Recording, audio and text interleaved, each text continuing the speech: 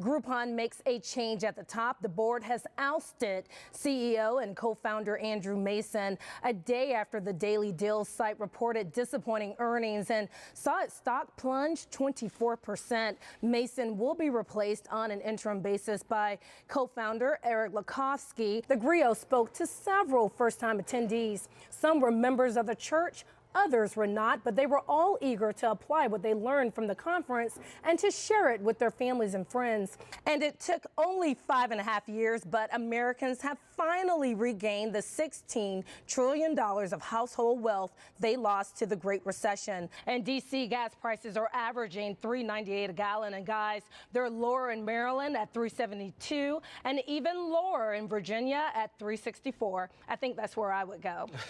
You're right.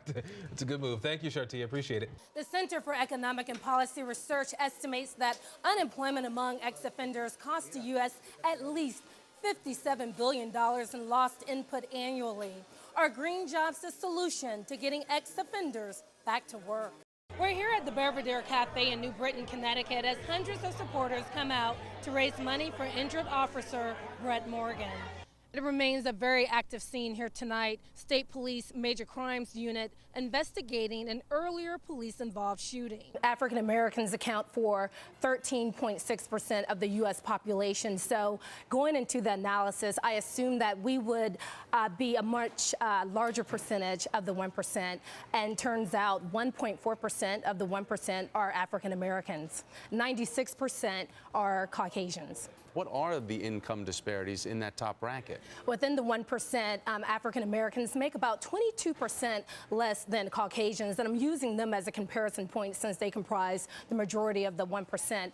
But what we found, the issue is not so much on income as it is on net worth. And that is where the disparity really is very prevalent. African Americans in the top 1% have net income, a median net income of $1.2 million, but Caucasians have $8.3 million. When looking at the industries that a lot of the top 1%ers work in, we definitely have the financial component, sure, insurance, real estate, the likely culprits, so to speak. But we also have people in manufacturing, and within that major code where most of the top 1% reside, in terms of profession, you have the entertainers.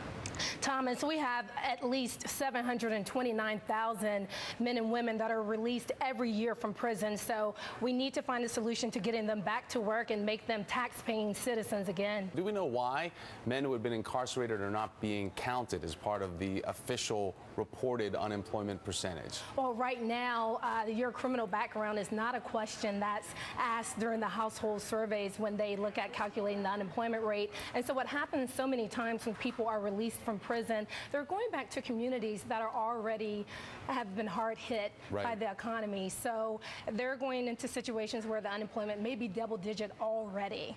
And so they return home, have a difficult time finding employment. And so the real unemployment rate for that community could be 20% or more.